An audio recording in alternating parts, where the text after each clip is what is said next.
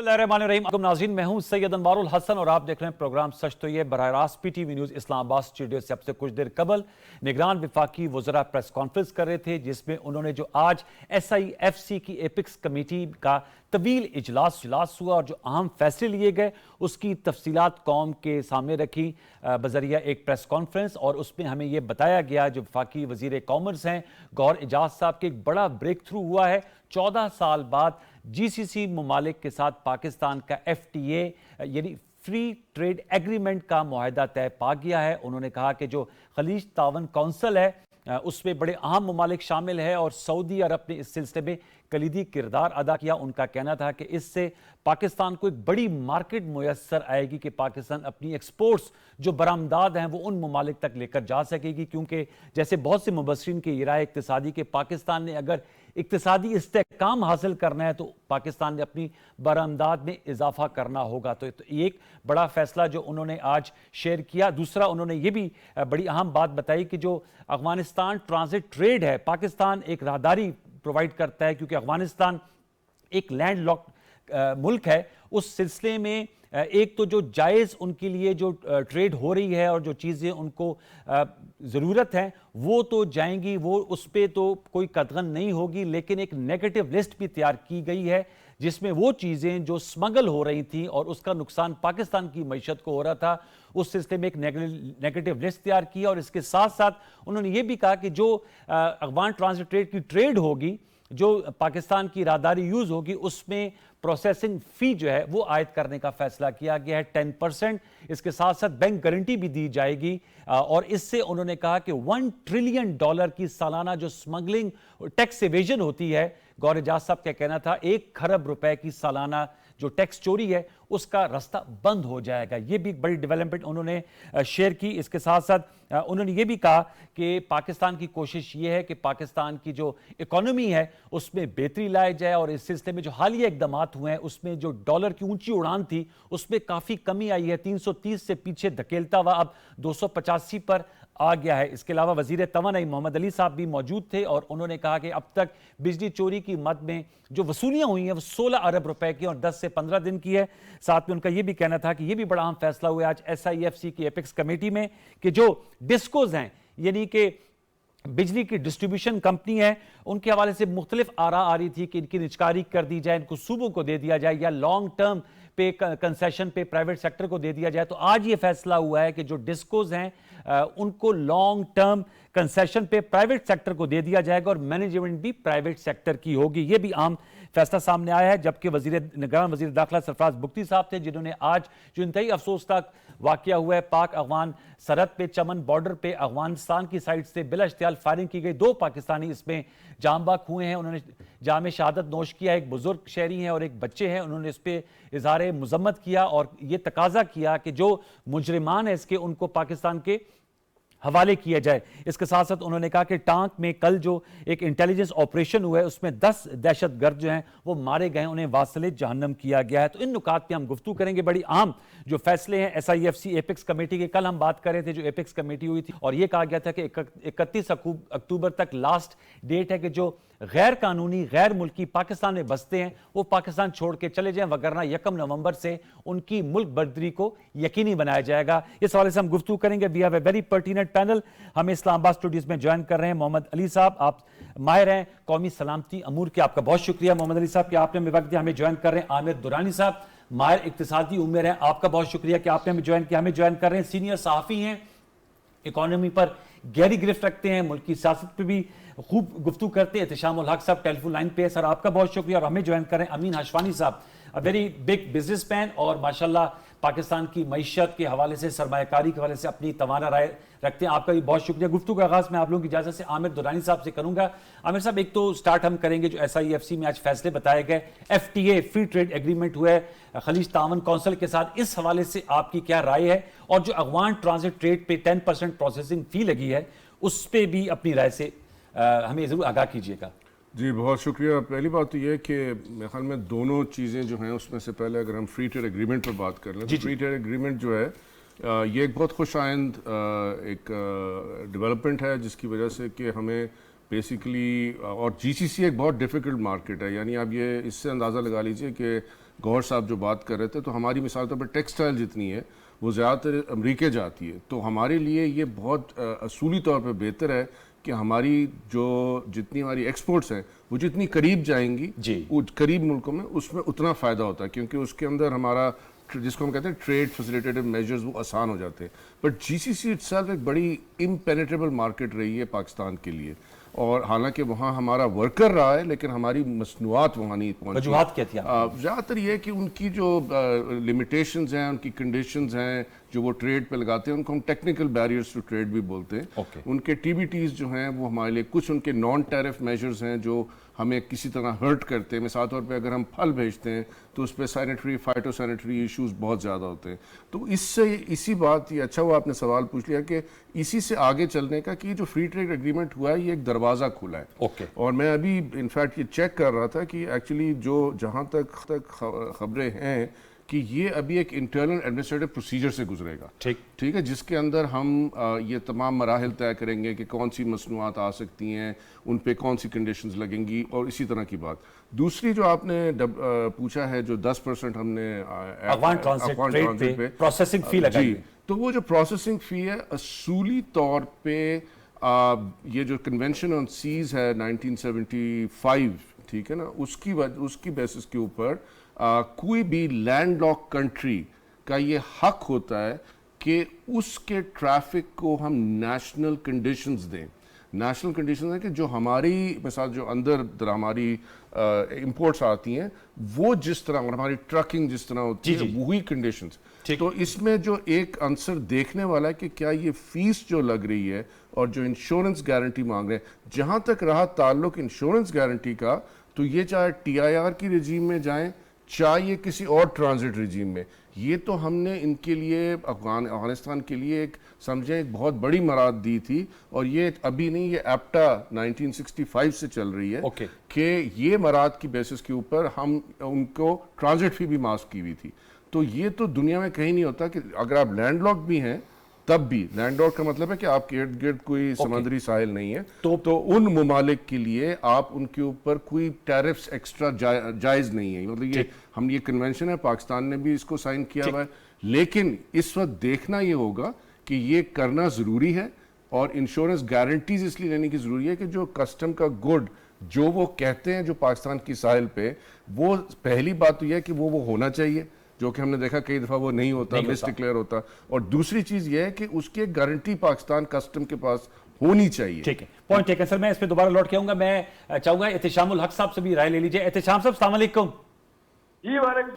एहतिशाम साहब, बहुत शुक्रिया, आपने इंतजार किया, प्रेस कॉन्फ्रेंस हुई तो जरा हमने कहा इस हवाले से आपसे जान सके। क्या कहेंगे सर, एफटीए जीसीसी के साथ गौर एजाज साहब कह रहे थे, और यही दूसरा सवाल जो मैंने आमिर दुरानी साहब से किया था, अफगान ट्रांजिट ट्रेड पे 10% प्रोसेसिंग फी और साथ में बैंक गारंटी का इतलाक, इस पर आपकी क्या राय, जो फैसले किए गए? दोनों बड़े अहम फैसले हैं जीसीसी कंट्री के हवाले से। तो हम देखते हैं, बुनियादी सवाल तो यही है कि हमें ये फ्री ट्रेड एग्रीमेंट में हमें क्या फायदा है। मेरा ख्याल है जो सबसे बुनियादी चीज है कि वो हमारा एक्सपोर्टेबल सरप्लस वो कितना है इंडस्ट्री का, वो बहुत कम है। और दूसरा ये कि जो हम रोजाना कहते हैं ease of doing business, cost of doing business, मेरा ख्याल है ये वक्त आ गया। और हम सोच के ये एपेक्स कमेटी ने डेफिनेटली कोई जेन्युइन इन्वेस्टर के, इंडस्ट्रियल के जो इश्यूज हैं उनको सामने रखा होगा। तो मेरा ख्याल है ये तभी फायदा होगा कि हम अपना इंडस्ट्रियल सरप्लस जो है ना वो हमारे पास हो, और उसके बाद फिर हम जीसीसी कंट्रीज को दे सके। एक मतलब उस तो बहुत बड़ा फैसला है सियासी तौर पे भी, अदरवाइज भी इसका एक जरूरत के नतायज होंगे। एक अरसे से पाकिस्तान ये चाह रहा था, नहीं हो रहा था, हिंदुस्तान इससे मुख्तलिफ हालों से फायदे उठा रहा था, हमारे लिए एक रास्ता खुला है। दूसरा जो है ना अनवार, वो मेरा ख्याल वो इतने इक्वली इम्पोर्टेंट है अपना ये अफगान ट्रांजिट ट्रेड के हवाले से। देखिए, अफगान हुकूमत को बताया गया है कई मरतबा कि दुनिया, यूरोप के 16 ममालिक हैं जो लैंड लॉक कंट्रीज हैं, उनका कोई मॉडल ले लें आप, या साउथ अमेरिका के कुछ ममालिक का ले लें, जो आपको सूट करता है उस पर हम अमल करते हैं। 1962 का ये फ्री ट्रेड एग्रीमेंट चल रहा है और उसमें वो तब्दीली कोई नहीं चाह रहे। इसमें हमें बड़ा नुकसान है। वही सामान जो हम उनको ला के देते हैं वो वहाँ जाता है और आधे रास्ते से घूम के वापस आ जाता है, यानी कराची के इर्द घूम के पाकिस्तानी मार्केट पे आ जाता है। तो वो इसका भरपूर फायदा उठाते हैं और हमें इसका नुकसान है। तो मेरा ख्याल है ये इसमें अगर पाकिस्तानी हुकूमत अफगान हुकूमत को समझाने में कामयाब हो जाती तो इसके भी डेफिनेटली दूरस नताइज दिखते हैं। और मेरा ख्याल है जनरली तो चीजें यही हैं कि जिस अंदाज से पहली मरतबा अनवार हो रहा है, सच्ची बात है, अब सियासी हुकूमतें अपना रोल प्ले नहीं करती, तो अब देख लें कि सलार को खुद मैदान में आना पड़ा है, जिस अंदाज से वो मीटिंग ले रहे हैं, जिस अंदाज से आप देखते हैं स्मगलिंग है, अफगान ट्रेड के हवाले से चीजें हो रही हैं, जखीरा अंदोजी है, और फिर डॉलराइजेशन जो है उसको ब्रेक लगी है। अब सारे लोग कह रहे हैं, IMF वर्ल्ड बैंक ने भी, उनको भी बात समझ आ गई, जो पहले कहते थे कि जी ये डॉलर को आप उससे छोड़ दें, फ्री ट्रेड उससे छोड़ दें, फ्री फॉल पे, अब उनको भी अंदाजा हो रहा है कि हर मुल्क की इकोनॉमी, हर मुल्क का सेंट्रल बैंक इंटरवीन करता है, तो पाकिस्तान राइटली इस वक्त इंटरवीन करके उसने डॉलर को ठीक करने की कोशिश की है। तो मेरा ख्याल है के फैसले तो अनुवाद बहुत अच्छे हैं।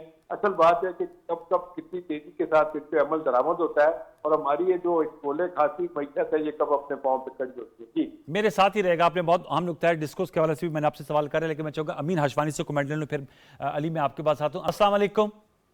वालेकुम सलाम। जी अमीन हशवानी साहब, सर यही सवाल जो मैं अपने पार्टिसिपेंट से टू स्टार्ट विद कर रहा हूं, जो आम फैसले जिनकी मैंने तफसीलात शेयर की हैं अपने प्रोग्राम में, इससे पहले PTV लाइव प्रेस कॉन्फ्रेंस भी दिखा रहा था, सर योर टेक। देखिए, as far FTA is concerned, वो कहते हैं devil is in the detail. ये सिर्फ एक अनाउंसमेंट है, मैं तो समझती हूँ सिर्फ एक इंटेंट है।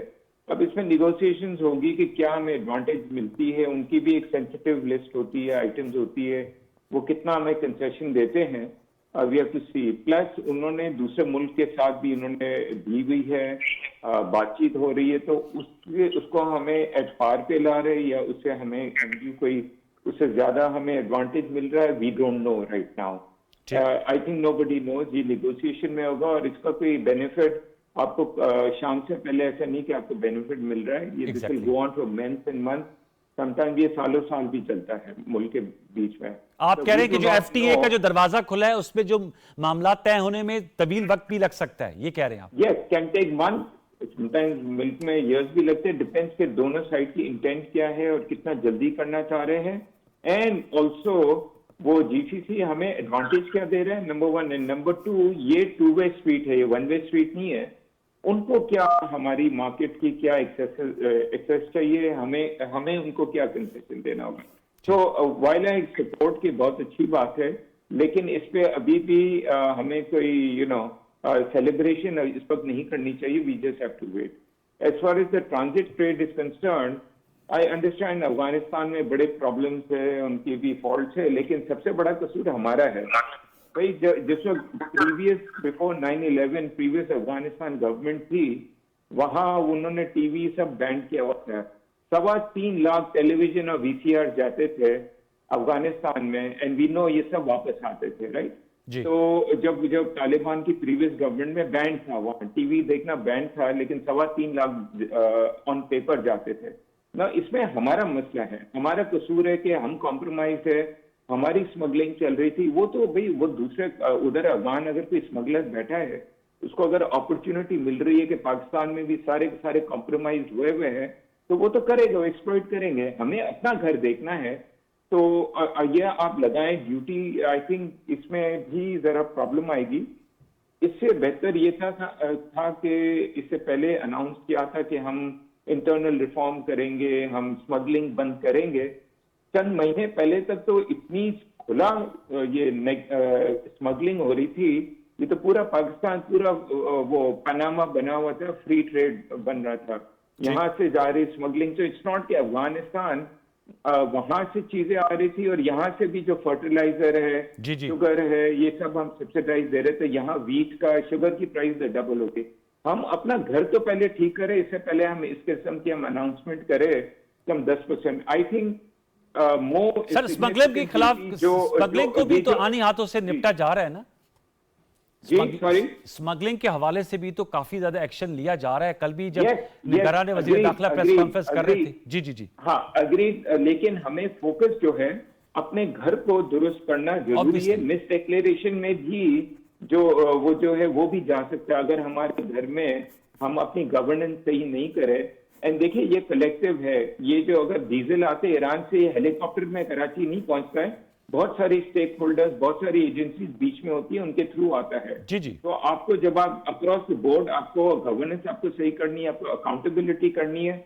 एंड अकाउंटेबिलिटी ये आप पास में जाए तो सही भाई ये कौन कौन इन्वॉल्व है, एंड इनको ये बिल्कुल ट्रांसपेरेंसी आप लाएं तो इसी से ही क्रेडिबिलिटी बनेगी। वरना अनाउंसमेंट करना ये स्टॉप गैप मेजर, मैं तो दुआ करता हूँ ये कंटिन्यू रहे, लेकिन ये इंटरम गवर्नमेंट है। Exactly. किसी नेक्स्ट गवर्नमेंट आएगी उसका क्या होता है। So while it's a good beginning, लेकिन I think we need to be very vigilant और इसको हमें एक लॉजिकल कंक्लूजन तक लाना होगा। बहुत फेयर एनालिसिस। अमीन साहब मेरे साथ ही रहेगा। अली, आप इस हवाले से क्या कहेंगे?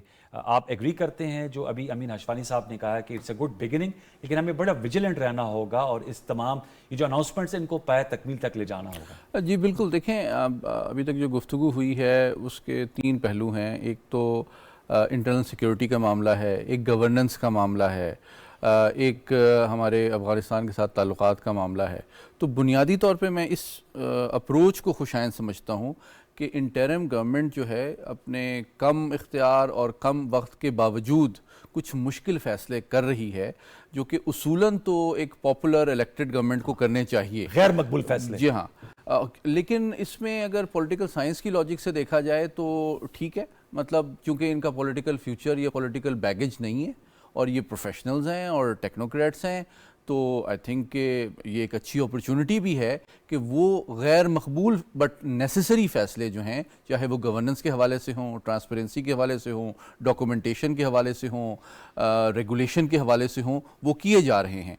एंड आई थिंक कि इसका असर एक सियासी निज़ाम की मैच्योरिटी की तरफ भी इस तरह से पड़ने की उम्मीद है कि हमारी आवाम को अगर इसके समरात इंशाल्लाह जिस तरह डॉलर के हवाले से, एक्सचेंज रेट के हवाले से नज़र आ रहे हैं, अगले चंद महीनों में नज़र आएंगे, तो मैं समझता हूँ उनकी जो तवक्कुआत हैं वो आने वाले इलेक्शन में भी मैं उम्मीद करता हूँ वो भी ज़्यादा हकीकत पसंदाना होंगी और वो अपने नुमाइंदों का जो चुनाव है वो कारकर्दगी और उनके रोड मैप और प्रैक्टिकल जो उनके मैनिफेस्टोज़ हैं उनके ऊपर करेंगे, रादर दैन के शख्सी और बरादरी की जो सियासत है उससे मेरे ख्याल में ये हमारे एक सियासी एवोल्यूशन के लिए एक यूज़फुल टाइम है, मैं समझता हूँ। ठीक है व्यूअर्स, एक छोटा सा वक्फा लेंगे, वक्फे के बताएंगे तो जो अहम फैसले किए गए, ये तो अफगान ट्रांजिट ट्रेड और जीसीसी ममालिक के साथ जो फ्री ट्रेड एग्रीमेंट है, माहिदा, उस हवाले से बात की। फिर डिस्कोस, क्योंकि बिजली एक कॉमन मैन का इशू है, बड़े बड़े बिलों का आना और उस पर लीकेजेस होना, डिस्कोस जो डिस्ट्रीब्यूशन कंपनी होती है उस हवाले से भी फैसला किया गया कि इनको लॉन्ग टर्म लीज पे दिया जाएगा प्राइवेट सेक्टर को, इस पर क्या राय है। और फिर अफगानिस्तान के हवाले से जो आज पाक अफगान बॉर्डर पे एक इशू आया है उस हवाले से भी गुफ्तगू करेंगे। 2 पाकिस्तानी शहीद हुए हैं। ये सब कुछ एक ब्रेक के बाद, वक्फा ले लीजिए।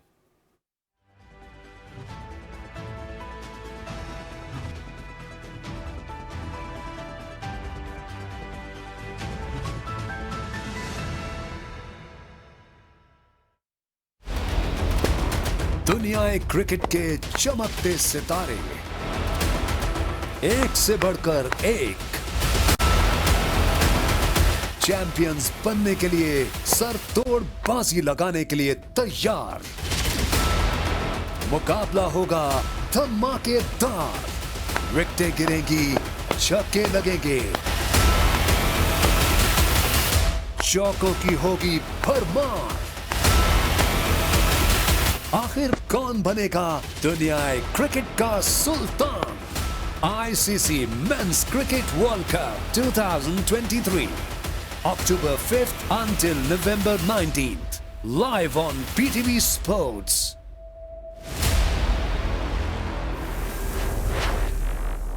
Game on है।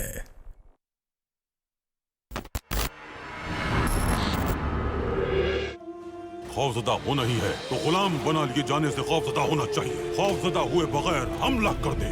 ऐसा कोई जिंदा नहीं जो मुझे कैद रख सके। मुट्ठी भर तुर्क सरजमीन के लिए हम 1000 ममालिक को नाबूद कर देंगे।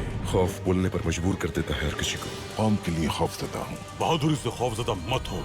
हमारे पास अजीम मेसन इत्तेहाद बनाने की पूरी ताकत मौजूद है। मेसन बहुत खतरनाक है। अब्दुल हमीद रेलवे पटरी बिछाने के लिए लोहा हासिल नहीं कर सकेगा। हमारे रियासत के रेलवे की तामीर के दरमियान जो भी शख्स आया हम उसे कुचल देंगे। ये रेलवे एशिया में होने वाली तमाम तिजारत को तेज तरीन रास्ते के जरिए यूरोप तक बराह रास्त ले जाने की राह हमवार करेगी। अब्दुल हमीद को मार डालेंगे हम। तुम हार गए अब्दुल हमीद। इस बार हार तुम्हारी हुई। दायरा में हमारे रेलवे कारखाने में धमाका हुआ है। सैलानिक में होने वाले मेसन इजलास में हमारे पाशा हजरात में से किसी ने शिरकत की है। हमारे साथ खयानत करने वाले गद्दार को सजाए मौत दी जाएगी।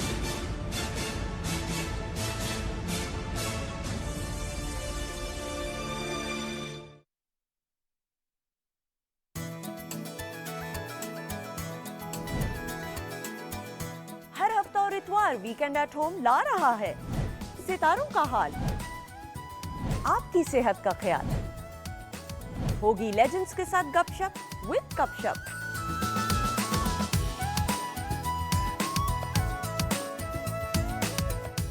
बात होगी नए जायकों की, मौसम के बदलते हुए पहनावों की, साथ साथ होंगे मजेदार खेल और होगी लाइव म्यूजिक परफॉर्मेंस।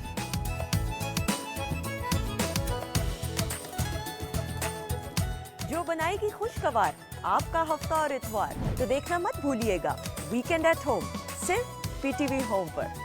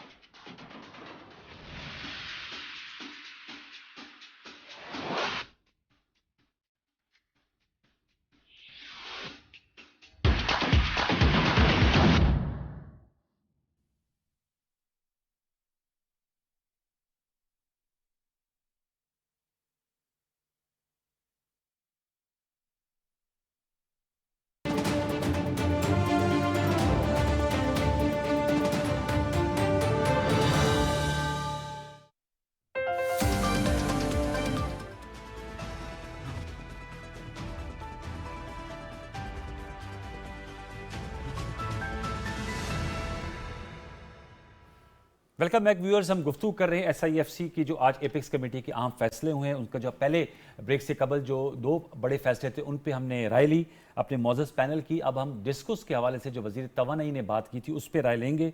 आमिर, आपसे मैं जानना चाहूँगा, लॉन्ग टर्म लीज पे देने का फैसला किया गया है। जो डिस्कोस एंड डिस्ट्रीब्यूशन कंपनीज है जैसे आइस्को है, फेस्को है, कैपको है, गैपको है, ज़रा आवाम को पता चले डिस्कोस जो जिनसे हमें बिजली मिलती है और उनमें बहुत ज़्यादा चोरी के भी इश्यूज होते हैं, लीकेजेस के भी इशू होते हैं, डिस्ट्रीब्यूशन लाइंस के भी बड़ी पुरानी है, बाज़ जगह पे वो बिजली की पैदावार बहुत है लेकिन वो उसको कैरी नहीं कर सकती, ट्रिपिंग हो जाती है। तो इस डिसीजन को आप किस तरह देखते हैं? जी देखिए, मेरे ख्याल में सबसे पहली बात तो ये है कि ये डिसीजन बहुत अच्छा भी है और किसी तरह से ये हमारे लिए नुकसानदेह भी साबित हो सकता है। मैं जल्दी से आपको बताता हूँ कि हमारी जो डिस्ट्रीब्यूशन नेटवर्क है ये सबसे ज़्यादा चोरी, सबसे ज़्यादा लीकेज और सबसे ज़्यादा ख़राबी, यानी कि क्योंकि वो बोसीदा हो चुका है निज़ाम, उसमें सबसे ज़्यादा बिजली ज़ाया होती है। ठीक है, तो इस निज़ाम को अगर हम ये कहें कि हम इसको प्राइवेट सेक्टर में दे रहे हैं तो ये एक खुश आइंद बात होगी। ठीक है, सिर्फ यहाँ पे जो हमें सबसे इम्पॉर्टेंट चीज़ ये देखनी कि क्या जो अभी जो चोरी हो रही है ये हमें पता है और इस तमाम सियासी हुकूमतों को पता है कि ये चोरी उन्हीं की वसातत से हो रही है जो केस्को के, पेस्को के, हेस्को के, लेस्को के मुलाजमीन है।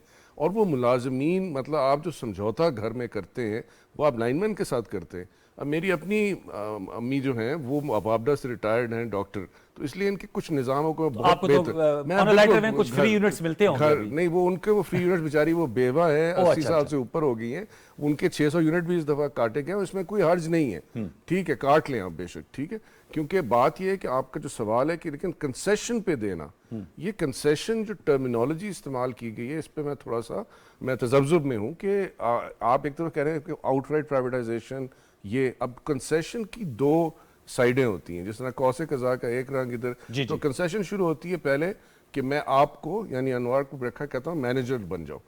ठीक है, कंसेशन की जो दूसरी लिमिट होती है आउटराइट प्राइवेटाइजेशन होती है, तो कंसेशन इस पूरी चीज़ को कहा जाता है।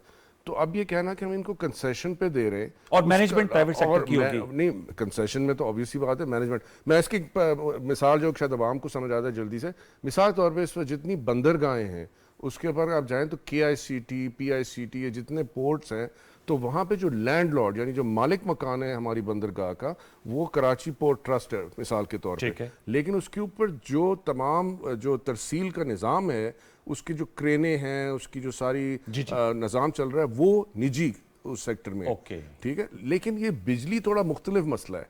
बिजली की निचकारी जो है जो देने की, उसमें आपने हमारा के इलेक्ट्रिक का जो तजुर्बा है, उसमें सबसे इम्पॉर्टेंट चीज़ ये है कि जब अवाम खुद चोर हो, और मैं माजरत के साथ कहता हूँ, मैं खुद अवाम में से हूँ, जब अवाम खुद चोर हो तो फिर आप देखिए ना कि ये जो कदम है ये बैकफायर भी कर सकता है, क्योंकि जैसी सियासी हुकूमत आएगी तो ये सबसे पहली चीज़ होगी जो टर्न अराउंड होगी। आप पीडीएम में देख लीजिए, के इलेक्ट्रिक को फारिग करने का मंसूबा बना लिया गया था तकरीबन। एहतशाम साहब, चूंकि आप मुल्क की सियासत पर भी गहरी नज़र रखते हैं, ये जो आमिर दुरानी साहब ने बात की है, इस पे आपकी क्या राय? आप समझते हैं ये जो फैसला किया गया है, इसको किस तरह देखते हैं, डिस्कोस की लॉन्ग टर्म कंसेशन पे देने पे, और क्या सियासी हुकूमतें ऐसे फैसलों को टर्न अराउंड करती रही भी हैं? क्योंकि हमने देखा PMLN और PTI के मंशूर में था कि PIA और जो SOEs उनकी प्राइवेटाइजेशन करेंगे, फिर वो बावजूद नहीं हो सकी। तो क्या अगर ये फैसला होता है तो फैसले को किस तरह से देखते हैं, और अगर अच्छा है तो फिर ये टर्न अराउंड हो सकता है? ऐसे खदशात हैं जब इलेक्शन के बाद मुंतखब हुकूमत आएगी। एहतशाम साहब, देखिए नवाज, अब तक तो हम 70 सालों में हम यही देख रहे हैं कि हमारी प्राइवेट सेक्टर, अपना गवर्नमेंट सेक्टर में ये खास तौर पे आपका ये डिस्कोज है और जिनकोज है, डिस्ट्रीब्यूशन कंपनीज है, जनरेशन कंपनीज है, ये बिगेस्ट होल है एनर्जी सेक्टर के ना, और इसको ये पॉलिटिकल एक्सपेक्टेंसीज का शिकार रहे हैं, सियासी मसलतों का, हुकूमतों का अपना वेस्टर्न इंटरेस्ट, उनके साथ जो काम करने वाले लोग हैं एनर्जी सेक्टर के, उनका इंटरेस्ट है। देखिए आइडियली तो ये होना चाहिए कि आप जिस तरीके से ये नुकसान दर नुकसान दिए चले जा रही है, इनको आप फौरी तौर पे आप इसकी निजकारी करते चले, नहीं कर रहे हैं तो आप पब्लिक सेक्टर के साथ, प्राइवेट सेक्टर के साथ कोई कॉपरेशन इसका हो, कोई पब्लिक प्राइवेट पार्टनरशिप हो जाए। लेकिन मेरा अपना ख्याल है कि इनसे जान छुड़ाना ही बेहतर होगा, क्योंकि 500 बिलियन रुपीस का अभी तक जो है ना वो लॉसेज हमारे स्टेट सेक्टर के हैं, और उनमें सबसे ज्यादा जो है ना वो एनर्जी सेक्टर के मसाइलों के साथ है। मेरा ख्याल है इसके लिए ये बहुत बड़ा फैसला है अगर ये हो जाता है। देखिए ना, बिजली की चोरी की रोक बात करते हैं, आज ये एक वीडियो किसी ने भेजी है कि ये जितने बड़े बड़े इंडस्ट्री जितनी है, और वो एक नया तरीका का चोरी का निकल आया है कि वो कहते हैं कि बाकायदा इसके पास एक रिमोट होता है, आप जाके उसके पास करें अपना, जितने आपके वो लगे हुए हैं इसको कहते हैं आपके मीटर, तो मीटर रुक जाएगा नवाज। अच्छा, बिजली जो है ना वो बताएगा नहीं, आपका मीटर चलना बंद हो जाएगा, लेकिन बिजली की सप्लाई कंपनी को जाती रहेगी। बिलियन का रुपीस का ये नुकसान हो रहा है। तो देखें, ये पहली दफा हमने देखा है कि शायद रियासत और खास तौर पे अफवाज पाकिस्तान के लोग और आसिफ साहब हमारे चीफ जो हैं, उन्हें भी शायद एहसास हो गया कि जी एनफ इज एनफ, अगर ये खुदा ना खास्ता नहीं होता तो देखें ये अभी 40% से ज्यादा लोग गुर्बत की सतह से नीचे चले गए। अभी आप देख लें हमारे इंटरनल एक्सटर्नल लोन कहाँ से कहाँ चले गए, पूरे हालात में हम चलेंगे। सारी दुनिया, वर्ल्ड बैंक हमें कह रहा है उन्होंने पाकिस्तान को गरीब मुल्कों में शामिल कर दिया। तो ये लम्हा फिक्री है, और अगर ये शुरुआत एनर्जी सेक्टर से करते हैं तो मेरा ख्याल है इसमें इतना पोटेंशियल है इसको टर्न अराउंड करने का, बेहतर करने का, लेकिन मुझे लगता है ये नहीं होगा। लिहाजा बेहतर यही है कि जितनी जल्दी हो सके इसको जनाब आप चाहे ठेके पे किसी को दें, चाहे इसको किसी तरह कॉम्प्रोमाइज करें, इससे जान छुड़ानी हो। अदरवाइज जो है ना ये लॉसेज और ये जो हमारा एनर्जी सेक्टर जो बिगेस्ट होल है ये बढ़ता चला जाएगा और हमारी मुश्किलात बढ़ती चली जाएंगी। आज भी आप देखते हैं ये सारा 4 ट्रिलियन तक हमारा सर्कुलर टैक्स चला गया बिजली का और गैस का, तो ये हर रोज बढ़ता चला जा रहा है डॉलराइजेशन की वजह से। अब तो शुक्र है ब्रेक लगी है, डेट हमारा कहाँ से कहाँ चला गया। सही कह रहे हैं। हमारी एक मुश्किल नहीं है, और दूसरा ये है कि गवर्नमेंट अपने अखराजात कम करने में कामयाब हो जाती है, और उसमें ये भी चीज शामिल है कि ये प्राइवेटाइजेशन जिसमें हुकूमत को हर साल बिलियन देने पड़ते हैं, ये खत्म हो जाए या रुक जाए, उनका टर्न अराउंड तो नहीं होता। मेरा ख्याल है इनको स्टेट सेक्टर को खत्म नहीं होना चाहिए, ये प्राइवेट सेक्टर को दें, वो चलाएं, हुकूमत को टैक्स भी मिले, और जो बेशुमार बंदे सियासी जमातों ने सियासी बुनियादों में भर्ती किए हुए हैं अगर उनको हटाना पड़ता है तो निकालें, सरप्लस स्कूल में डालें। लेकिन ये मुल्क की इकोनॉमी का जो पट्टा बैठा हुआ है इसके लिए जरूरी है कि एनर्जी सेक्टर से शुरू करें, और मेरा ख्याल है इसमें बहुत पोटेंशियल है इसको ठीक करने का। जी एहतशाम साहब, आपने बात की, लेकिन अमीन हशवानी साहब एहतशाम साहब कह रहे हैं कि जितनी जल्दी इनसे जान छुड़ा लें बेहतर हैं और निष्कारी कर लें। लेकिन आप शहर कायद कराची में है, के इलेक्ट्रिक की निजकारी के कुछ समरात कराची में बसने वाले लोगों को मिल रहे हैं? अमीन हशवानी साहब हैं हमारे साथ? जी जी, आवाज आ रही है आपको? जी जी आ रही है जी, मेरा आपने सवाल सुन लिया होगा जी, प्लीज गो अहेड। हाँ हाँ, अच्छा देखिए, ये इतना आसान नहीं है जान छुड़ाना। अच्छा, ये कोई खिलौना नहीं है बस आपने फेंक दिया, ये बड़ी कॉम्प्लिकेटेड है। के इलेक्ट्रिक की भी आप एग्जांपल देख लें, ये सालों साल डेकेड्स में इतनी कॉम्प्लिकेशंस आई है यहाँ। एंड प्राइवेट सेक्टर जैसा कहते हैं सारी उंगलियां बराबर नहीं है, इसी तरह सारे डिस्कोर्स भी बराबर नहीं है। यस, जैसे सखर है उसमें इतना हेवी लाइन लॉसेस है, Faisalabad is still better certain areas.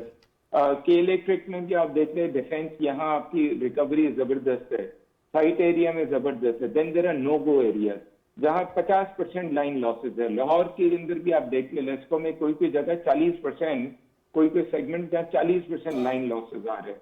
तो अगर आप प्राइवेटाइज करेंगे, तो मैं तो प्राइवेट सेक्टर में डाल रहा हूँ, वाई शुड आई बाय जिसमें डिस्को जिसमें 40% लॉस है, मैं क्यों लूंगा? एंड गवर्नमेंट जिसमें लाइन लॉस नहीं है वो क्यों प्राइवेटाइज करेगी? अगर वही प्राइवेटाइज करेगी तो 40% जहां डिस्को का लॉस है वो अगर कंटिन्यू करेगी तो मकसद ही खत्म हो जाएगा। Very important. तो ये कॉम्प्लिकेटेड इश्यू आता है। एंड प्लस इसमें होता है there are no go areas. अब पता चला भाई कराची में कटी पहाड़ी पर रेंजर्स के साथ जाकर फाइनली के इलेक्ट्रिक पहुंची है। भाई 15 साल के बाद आप गए कटी पहाड़ी, प्राइवेट सेक्टर में मैं लूंगा, मुझे क्या पता कि भाई कल कौन आर्मी का आएगा, कल कौन एडमिनिस्ट्रेशन आएगी, मुझे सपोर्ट करेंगी या नहीं वो नो गो एरियाज में जहां 40% लॉस हो रहा है, राइट? तो वो रिस्क होता है। प्राइवेट सेक्टर इतनी तरह है, ऐसा नहीं कि ये सोने की। Then what do you suggest? अमीन साहब, आप सही कह रहे हैं कि ये जान छुड़ाना मुश्किल है, आप क्या तजवीज देंगे, क्या होना चाहिए फ्रेंड डिस्कोर्स के साथ? सबसे इंपॉर्टेंट है इंडिपेंडेंट आप बोर्ड रखें विदाउट पॉलिटिकल इंटरफेरेंस, एडमिनिस्ट्रेटिव की सपोर्ट होनी चाहिए। ये सबसे आसान है और ये सबसे डूएबल है। प्राइवेट सेक्टर उन्हीं जहां मलाई मिलेगी वहां जाएंगे। जो ये हेडेक वाले हैं जिसमें रिस्क है, पता है कि भाई मिलेगा नहीं सपोर्ट या नहीं मिलेगा, वो क्यों जाएगा उसमें? आपको इंडिपेंडेंट बोर्ड रखना था। आई एम ग्लैड कि IMF ने हमें डंडा किया है, क्योंकि हम इसी लायक है। हमने डेकेड्स तक हमने पॉलिटिकल इंटरफेरेंस की, हमने पूरा बेड़ा गर्क किया हुआ है डिस्कोर्स का, मुल्क का भी पूरा बेड़ा गर्क हम we are responsible for it. I am glad, I am very happy कि IMF का डंडा पड़ा है, तो अब हम जा रहे हैं। मैं कहता हूँ बेस्ट है इंडिपेंडेंट आप बोर्ड रखे, उसके साथ अब उनको एडमिनिस्ट्रेटिव सपोर्ट दे, एस्टैब्लिशमेंट का सपोर्ट दे। 1-2 साल में यही नो गो एरिया में जाकर भी खत्म करे। अभी हुआ है ना, भी डंडा पड़ा है, तो अभी देखे ना 18 बिलियन रुपीस की आपकी रिकवरी हो गई है या ट्रिलियन की होने वाली है। बिलियन तो ये आप 20 साल पहले क्यों नहीं आप कर सकते? तो मैं कहते हैं इस प्रोसेस को अगर आप सही करें। एक मेरा लास्ट पॉइंट है सर, प्राइवेटाइजेशन डजंट मीन कि आप इसको दरिया में फेंक दो। पहले आप जो डिस्कोज है जहां 40% लॉस है, वहां डंडा करके वो 40 या 20% पे लाए, ताकि आपको कोई डिसेंट प्राइस तो आपको मिले। आपको ऐसी मुफ्त में तो आप नहीं फेंकना है। सही कह रहे हैं, जहां आप कर सकते उसको तो आप सही करें। इंडिपेंडेंट बोर्ड है, किसने आपको रोका हुआ है? आप प्रोफेशनल इंडिपेंडेंट बोर्ड आप नहीं रख सकते, आज आप करें, वो तो आप करें, फिर आप जाके प्राइवेटाइजेशन करें। Very important. अली आप क्या कहेंगे? उनका इंडिपेंडेंट बोर्ड होना चाहिए। एहतशाम साहब कहते हैं निजकारी करें। मैं छोटा सा बुनियादी और एक डिफरेंट फ्रेमवर्क में बात करूंगा। देखिए, आपके जितने ये पब्लिक सेक्टर ऑर्गेनाइजेशंस हैं जी, ये इनएफिशिएंटली रन हैं, हाईली पॉलिटिसाइज्ड हैं, और इसीलिए ये 3 एतबार से हमारे लिए मसला है। हाईली यूनियनाइज्ड और पॉलिटिसाइज्ड स्टाफ है। ये जिस भी पर्पस के लिए जो सर्विस प्रोवाइड करनी है, बिजली प्रोवाइड करनी है, एयर ट्रैवल प्रोवाइड करना है, गैस प्रोवाइड करनी है, वो सर्विस की क्वालिटी भी बहुत पुअर है। और तीसरी बात जो मेरे लिए और आपके लिए एक टैक्स पेयर के लिए बहुत तकलीफदेह है कि इनकी इनएफिशिएंसी और लॉसेस का नुकसान आपको और मुझे एज अ सिटीज़न जो है वो बर्दाश्त करना पड़ता है हायर टैरिफ्स की सूरत में, और हमारे इंडस्ट्रियलिस्ट को और एक्सपोर्टर को भी वो डिसइंसेंटिवाइज कर देता है कि इनकी इनएफिशिएंसी की कॉस्ट आपकी कॉस्ट ऑफ प्रोडक्शन को बढ़ा देती है और आप कंपेटिटिव नहीं रहते इंटरनेशनल मार्केट में। तो इट्स अ विशियस सर्कल। कैसे तोड़ा जाए सर? तो देखें, ये इसके लिए सबसे इंपॉर्टेंट चीज जो है वो एज अ पॉलिटिकल साइंटिस्ट मैं समझता हूँ पॉलिटिकल विल जो है, जो अभी थैंकफुली आपको किसी हद तक नज़र आ रही है। और मैंने जो पहले भी बात की थी उसी से रिलेट करूंगा। ये मुझे एक अफसोसनाक हकीकत लगती है कि एक मौजूदा जो इंटरिम गवर्नमेंट है वो मुश्किल फ़ैसले करना चाह रही है और किसी हद तक कर रही है, जो कि एक्चुअली इन प्रिंसिपल आइडियली एक इलेक्टेड पॉपुलर गवर्नमेंट को करने चाहिए। और मैं ये अमीन साहब की बात से एग्री करता हूँ कि इसमें ऑब्वियसली जो भी फैसले किए जा रहे हैं उनकी सस्टेनेबिलिटी जो है वो एक बड़ा क्वेश्चन होगा। हमारे यहाँ मसले कंसिस्टेंसी का है, क्योंकि देखिए, तसलसल नहीं रहता। क्योंकि कॉन्स्टिट्यूएंसी पॉलिटिक्स में जब आपने पावर में आके अपने बंदे भर्ती करवाने हैं तो आपको क्या इंसेंटिव है कि उसमें से नालायक लोगों को आप निकलवा दें? तो ये पॉलिटिकल, तो गुड गवर्नेंस, मैं बहुत एक ब्लंट बात करने लगा हूं पीटीवी पे, देखें गुड गवर्नेंस मेरे ख्याल में पॉलिटिकली कॉस्टली होती है एक इलेक्टेड गवर्नमेंट। लेकिन अगर हम पॉलिटिशियन से बात करते हैं तो इसमें बहुत मुतरिज होते हैं। कल भी हम बात कर रहे थे, ये एहतशाम साहब और आमिर दुरानी साहब को भी मैं शामिल करूंगा। आमिर साहब, एक आई थी खबर कि 14 खरब रुपए की कटौती का भी इंटरिम गवर्नमेंट सोच रही है, जिसमें पीएसडीपी और एडीबी के पे कट लगाए जाएंगे और कहा जा रहा है कि डिवॉल्व करें बहुत से सब्जेक्ट्स। और डिवॉल्व 18वीं तरमीम के बाद बहुत से तो सूबों में चले गए, लेकिन उसके खर्चे विफाक बर्दाश्त कर रहा है। तो उस पर जो हमारे जो बड़े मोहतरम सेंटर्स थे उन्होंने कहा जी ये तो इलेक्टेड गवर्नमेंट का दिया हुआ बजट है, ये कैसे केयरटेकर गवर्नमेंट उसके पीएसडीपी में कट लगा सकती है, और ये तो आवाम की डेवलपमेंट को रोकने के मुतरादिफ है। और अगर सेनेटर्स और एमएलएस को पैसे मिलते हैं तो वो तो लोगों तक जाते हैं थ्रू प्रोजेक्ट्स। तो सर ये तो बड़ी फिर कैच 22 सिचुएशन में आप आ जाते हैं ना। इस पे देखिए, ये 3 चीज़ें जुड़ी हुई हैं, पीएसडीपी, एनएफसी जो हमारा फाइनेंस कमीशन अवार्ड होता है, और हुकूमत के अखराजात। अच्छा, ये बहुत आसान होता है कि वो खर्चा जिससे रोज़ी मुयस्सर होती है, ये कि हुकूमत पाकिस्तान खुद एक बहुत बड़ा एम्प्लॉयर है, सबसे बड़ा मेरे ख्याल, ठीक है वो मतलब, लेकिन उसमें फिर बात ये ना, वो हुकूमत वो सबसे बड़ा एम्प्लॉयर इस तरह नहीं है कि असल में जो एम्प्लॉयमेंट जनरेट होती है वो निजी सूबों में होती है, ठीक है। हुकूमत की एम्प्लॉयमेंट एक इनएफिशिएंट एम्प्लॉयमेंट होती है, और अगर इस वक्त पाकिस्तान के जो गरीब गुरबा हैं उनको तो वही फुट्टी साफ करने पे मिलेगा ना टेक्सटाइल मिल में। तो बात यह है कि जो पीएसडीपी का कट होता है ये निजी नौकरियों को ख़त्म करता है, क्योंकि इसी से कंस्ट्रक्शन सेक्टर चलता है, इसी सारी चीज़ें चलती हैं। लेकिन चूंकि ये आसान होता है कि जी हम तरक्याती कामों को डिले करते जाएं। अच्छा, उसका दूसरा नुकसान क्या होता है, आधे से ज़्यादा तरक्याती काम वो हैं जो कि आपने बहुत पहले शुरू किए होते हैं, उनके डिले होने की वजह से बहुत सी ऐसी चीज़ें जो आपने सर्विसेज देनी है, कुछ शहरों का उसमें हो गया। लेकिन जहाँ तक रहा आपकी ये बात की, जो आपने बात की कि एनएफसी और गवर्नमेंट, देखिए गवर्नमेंट अपने अखराजात को क्यों नहीं कम करती, ठीक है। और ये जो आपने तीसरी बात की कि ये हम कुछ जो है 18वीं तरमीम की वजह से चीज़ें आगे दे रहे हैं, इसमें एक बात हमें हतमी तौर पे पता होनी चाहिए कि जब 18वीं तरमीम में आप किसी को कोई चीज़ देते हैं कि भाई चलें अब आप तवानाई चलाइए, आप इसको चलाएं, तो साथ ही साथ उसका टैक्स जमा करने का भी राइट उसको देना चाहिए। देखिए, जो सबसे बड़ा प्रॉब्लम पाकिस्तान, सूबों को टैक्स लगाने का राइट नहीं है? नहीं, सूबों को टैक्स लगाने का बिल्कुल राइट है, लेकिन जब आप एक बच्चे को उसकी पहली चूसनी नहीं छुड़वा रहे, जो कि 1935 में नेमर अवार्ड से शुरू हुई थी, और चूंकि आपने कभी इस मुआशी मसले पे गौर ही नहीं किया कि फेडरेशन को क्या शौक पड़ा है। मैं आपको मिसाल दे देता हूँ, इस वक्त सिर्फ इस्लामाबाद का जो सेंट्रल डिस्ट्रिक्ट है उसमें सिर्फ और सिर्फ अगर आप पार्किंग फीस अगर कैड लगा दे तो आपका 4 अरब रुपया महीने का जमा होता है, सिर्फ सीधी सी बात है। तो अगर आप देखिए, पूरा अमेरिका जो है वो अपनी प्रोविंस उसको कुछ नहीं देता स्टेट्स को, हम भी अमेरिका की तरह एक फेडरेटिंग स्टेट है, हमारे भी ये सूबे हैं, और ये सूबे जो हैं जब तक ये अपना टैक्स खुद नहीं रेस करेंगे, तो आपको ये आखिरी बात करता जाऊं कि आपने मिसाल को कहा कि ये लॉस मेकिंग एंटरप्राइज तुम ले लो, हमने ये आज से 15 साल पहले कहा था कि ये जो रेलवे की लाइनें हैं, जो कि आपके सूबाई वजीर आके कहते हैं मेरे स्टेशन पर रोके सर, उनसे कहो ये लाइनें आप खुद चला लें, सेंट्रल लाइन हमारी बड़ी प्रॉफिटेबल है, उसको रहने दें हमारे पास, ठीक है। तो ये मसला सिर्फ इतनी आसानी से हल नहीं होता कि पीएसडीबी में कट लगे। ओके, एहतशाम साहब एक और सर सवाल आपसे मैं करता चलूं, क्योंकि आज पाक अफगान सरहद पे जो अनफॉर्चुनेट इंसिडेंट हुआ उसको कोट किया निगरान वजीर दाखिला ने। कल जो फैसला है सर उस पर भी आपकी राय लेना चाहूंगा कि अब मेरे ख्याल में 27 दिन रह गए हैं जो डेडलाइन दी है गवर्नमेंट ऑफ पाकिस्तान ने कि जो गैर कानूनी तौर पे गैर मुल्की यहाँ मुकीम है वो पाकिस्तान छोड़ दें। उस हवाले से आपकी क्या राय है एहतशाम साहब? आप समझते हैं इस पर भी पॉलिटिकल विल का इजहार हमें करना होगा और इसको अमली जामा पहनाने के लिए भरपूर एक्शन की जरूरत करनी पड़ेगी? आज स्पोक्समैन जो है जबीला मुजाहिद, उन्होंने इस पे इतराज उठा दिया अफगानिस्तान के जो है कि जी जल्दी नहीं हो सकता, और अफगान हुकूमत कह रही है कि जी 1 साल का टाइम दें ये अफगानिस्तान अफगानियों को यहाँ से निकालने का। देखिए अब तक हमने बहुत नुकसान उठा लिया है, कभी हमें अमेरिका का प्रेशर, कभी यूनाइटेड नेशन का प्रेशर, कभी इंटरनली आप देख लें हुकूमतों के अपने मसाइल और फिर अफगान गवर्नमेंट का मसला।